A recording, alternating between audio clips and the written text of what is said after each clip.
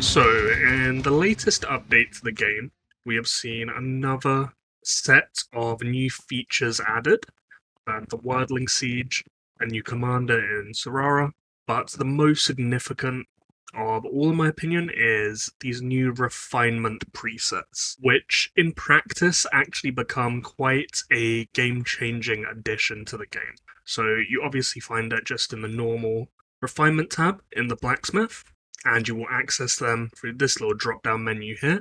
You will by default have one unlocked for free, which is what you obviously already had, and then you'll be able to unlock an additional 3, the first of which will cost 10,000 blue diamonds, the third will cost 100 black diamonds, and the fourth will cost 300 black diamonds. When you purchase an additional preset, you'll be able to copy over the stats of any of the previously owned refinement presets. So if this was your default one, for example, and you wanted a mono spearman and a mono cavalry setup in your third and fourth slots, you would be able to copy this over, and then you wouldn't have to re-roll into 8 total attacks and 8 army sizes, which would cost a huge amount of wash stones, obviously. The progress across all 4 is also shared, so if your refinement wasn't maxed and you bought an additional slot, you copied this first preset into this, you rolled different stuff into the second preset, and then you upgraded slots, say here. The leveling here would also translate across to the leveling here as well. And once you have these additional presets unlocked, you'll be able to swap between them at will by just selecting the preset you want to swap to and then clicking enable, and it will start a 30-minute timer until you can then swap again. The only catch there is that you cannot swap whilst you have troops deployed out of your castle. You will have to keep that in mind when you're trying to swap between them.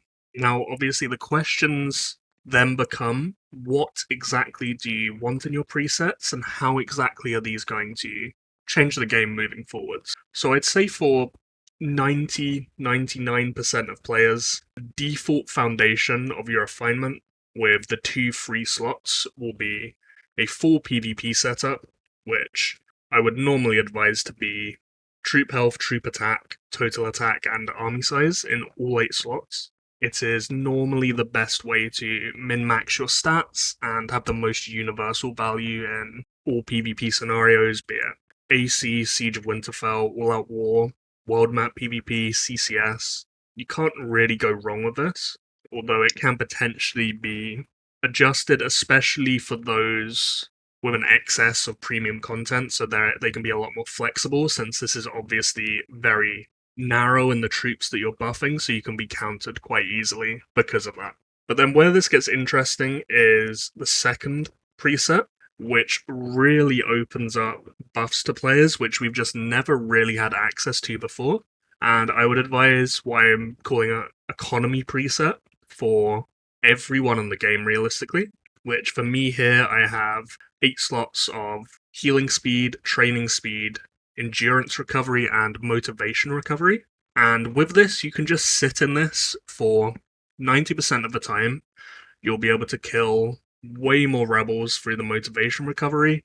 The endurance recovery is indirectly badges, which can then become red badges now through the chests that rebel groups drop. Training speed can obviously save you speed ups long term when you have to build up troops, rebuild troops, and the same with healing speed as well. This is my economy preset. For a lot of players, say fillers for high-end alliances, cutting endurance recovery for army size and then simultaneously having healing speed and army size in a preset can be very, very good for filling in CCS, in AC, for Zero Castle world map combat as well. But the army size there really is necessary to play those events properly.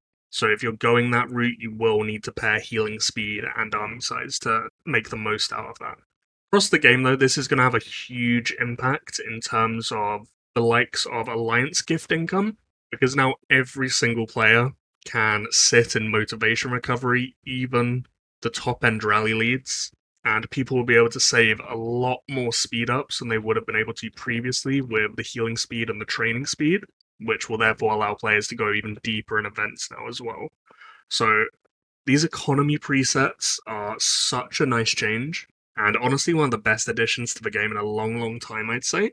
So if you haven't set this up yet, I would really heavily recommend it, because in my situation alone, I know this training speed will save me thousands of speed ups long term. Even the endurance recovery and motivation recovery, the on hit rewards of those can give you diamonds, motivation. The rebel hits can give you speed ups on rebel hits. And with the other 99 members of your alliance having all this motivation recovery as well, and that funneling into chests, I think we're all going to find ourselves a fair bit healthier in terms of speed ups, diamonds, and hopefully that makes the strain of all these new events like Arena of Honor a little less hard to deal with than it is currently. So that's the main talking point, these economy presets, which everyone can now sit into.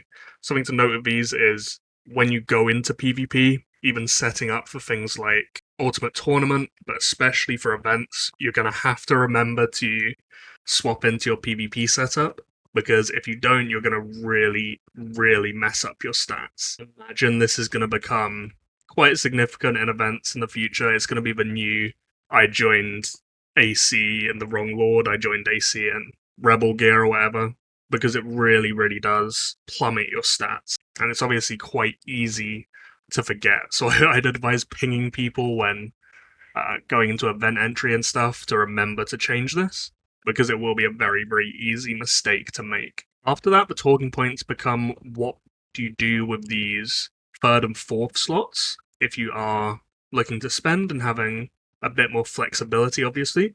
So the obvious thing you can look to do is just have an infantry build, cavalry build, a spearman build. There are lots of variations of things you can do here and things that you can do now which were just never realistic before. So, for example, you can have a rally tanking build now, where you cut all army size or rally size, because obviously they don't affect your defensive stats, and you could roll into, say, reinforcement capacity instead, which no one ever has, but for KVK World Map PvP, that can now potentially be a huge edge, and you can obviously just roll in and out of it at will when the situation demands it. On the same note, you can go for a rally-only build, where you cut army size and go into rally size. So if you're trying to hold great cities in KVK and CCS in particular, I'd imagine, that could be quite a good idea. Even for AC, the soloing meta is so prevalent that most rally leaders I wouldn't advise cutting army size at all, but especially because it reduces your ability to send proper reinforcements as well.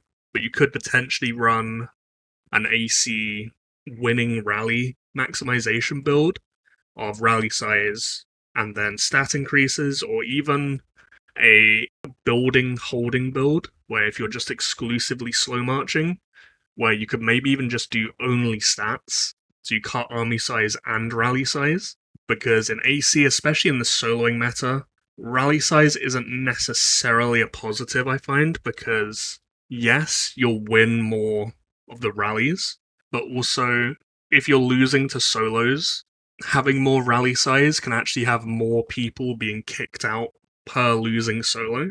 So if you're going to be losing those solos anyway, the rally size, if you're trying to hold the building and just spam reinforce it, is actually a negative, and it can actually be better to just have the lowest amount of size possible, which is somewhat counterintuitive, but there are a lot of situations where that is actually the case. And past that, you can obviously have flex builds with troop attack on 2 unit types. Say you're joining AC with 2 mil of each troop type in UC, and you want to solo in both as a whale, you can do that. On the same note, you can just have totals, or total attack and total attack reduction. I really wouldn't advise that to normal players though. It's pretty much only max accounts and near max accounts that can actually pull that off properly, in my opinion. Otherwise, the stat losses on the main unit type just are not worth it, because you'll find yourself losing to your mirror a lot more than you would otherwise. So, for example, if you have free 20% imp attack, free 20% cav attack, you can solo in multiple synergies with multiple troop types, but if you're holding an imp front, you've got full infantry reinforcements in that building, you're going to hold so much worse against other infantry rallies with only the infantry attack compared to obviously the infantry health as well on top of that. But you can see there are just so many variations of what you can do with this. You can really fine-tune it towards your specific situation and what you're trying to get out of your account and out of the game. But the two main ones that I would advise would be this economy one, with either these 4 stats or cutting endurance recovery for army size, filling in CCS and AC in this build, as well as sitting in it for killing rebels and just 90% of the time outside of events and PvP, and then one main PvP setup that is fine-tuned to your account and your main unit type.